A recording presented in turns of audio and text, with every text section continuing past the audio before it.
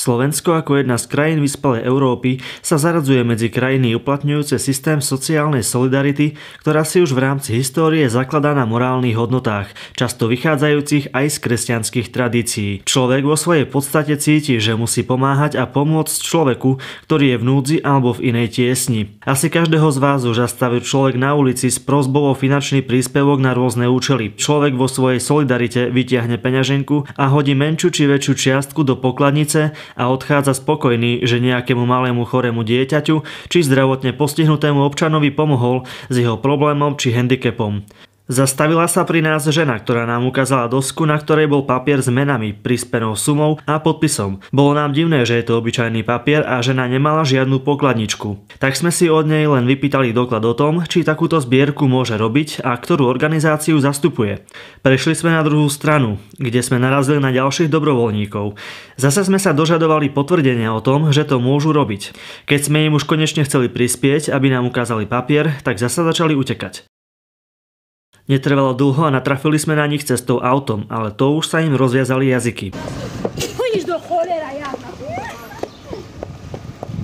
Tak ako my v tej chvíli, ani vy určite nepremýšľate nad tým, že zbierka má aj svoje pravidlá, ktoré upravuje zákon 63/1973 zbierky o verejných zbierkach a lotériách. Verejné zbierky predstavujú jeden z doplnkových zdrojov pre financovanie aktivít mimovládnych neziskových organizácií. Sú obvykle usporadúvané na získanie finančných prostriedkov od občanov a organizácií na vopred určený verejnoprospešný účel dobrovoľným poskytovaním príspevkov. Verejné zbierky sa konajú na miestach a v priestoroch všeobecne prístupných, respektíve pri kultúrnych, športových a iných verejných podujatiach. Usporiadanie verejnej zbierky musí byť povolené, musí byť určený najmä účel zbierky, spôsob jej vykonávania, kedy a kde sa má konať. Zbierka sa môže konať kasičkami, zbieracími listami, predajom predmetov, v predajnej cene, ktorých bude zahrnutý aj príspevok na účel zbierky. Respektíve príspevok na tento účel môže byť zahrnutý vo vstupnom. A aká je prevencia? Pýtať sa.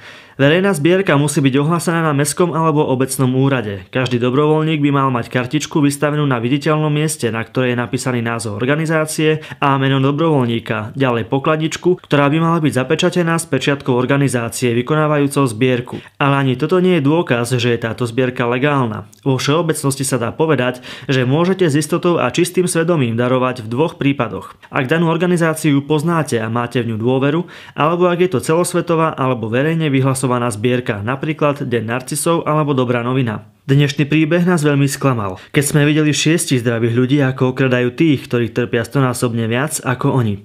Hlavne je to zarážajúce v tento čas z mŕtvych stania Krista, kedy by sme sa mali o to viac snažiť, byť o kúsok lepšími.